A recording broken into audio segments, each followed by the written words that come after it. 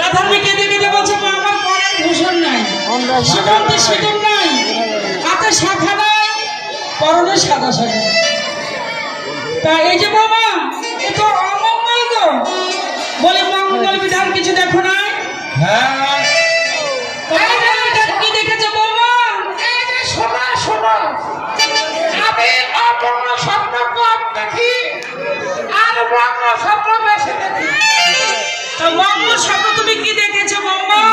মঙ্গল স্বপ্ন মানে আনন্দ। ও মঙ্গল ওই যে সূর্য পূজা করলে আমার জামাই গেলে ও ওগো সূর্য দেবা করলে সেবা সকলে বিপদে যাবে।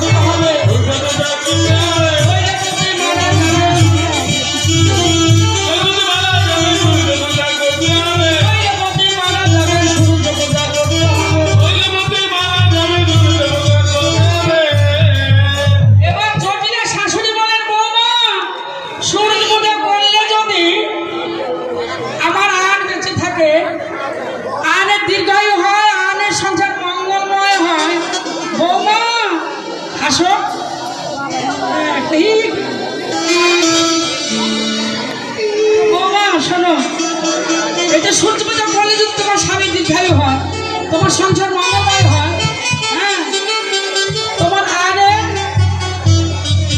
দীর্ঘায়ু হয়, এমন শুভ কর্ম বৌমা। আর দেরি করো না, ওই চারণীকে ধুমধাম করে সূর্য দেবতা পূজা করো।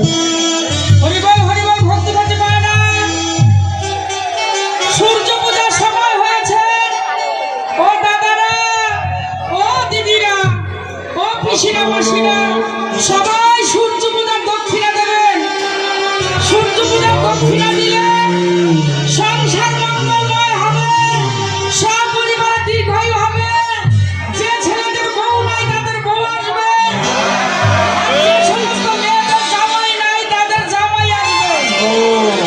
আর যাদের বউ মরে গেছে 80 বছরে, তারা যদি সূর্য পূজা করে অঞ্জলি দেয় তাহলে ওই 12 বছরের বউ পাবে।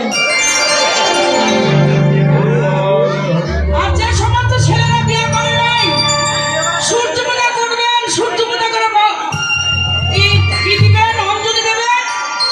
এই বাংলাদেশের মধ্যে সবচাইতে সুন্দর বউ পাবে।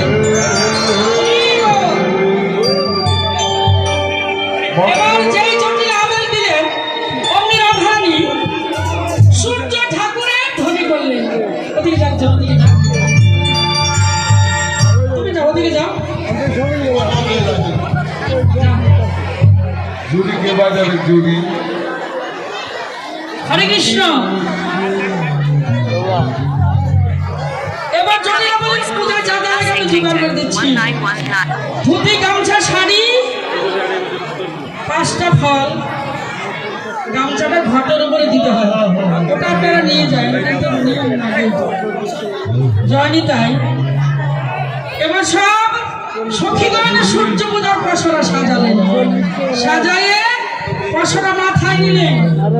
মাথায় নিয়ে গোবিন্দ নাম স্মরণ করে কানন পথে বাইর হলেন। অনেক তুলসী বচনে সবে সখীগণে, তুলসী বচনে সব সখীগণে, দেব পরিবার তরে বিধিয়া গোচর নানা প্রহার, পূজন ভজন ভরে মাথুনা রসলা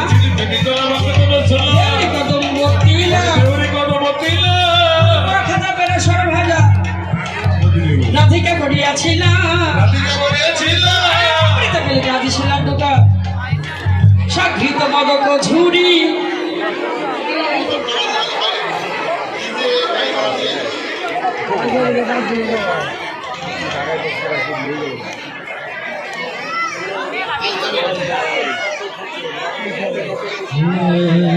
ভাই মাইকের তারটা ভালো করে লাগানো। ঢিলা ঢিলা এই কৃষ্ণ কয়েকজন সখী উঠুন সবাই না সবাই উঠলে জায়গা পাওয়া যাবে না সবাই না আসতে হবে সবাই উঠে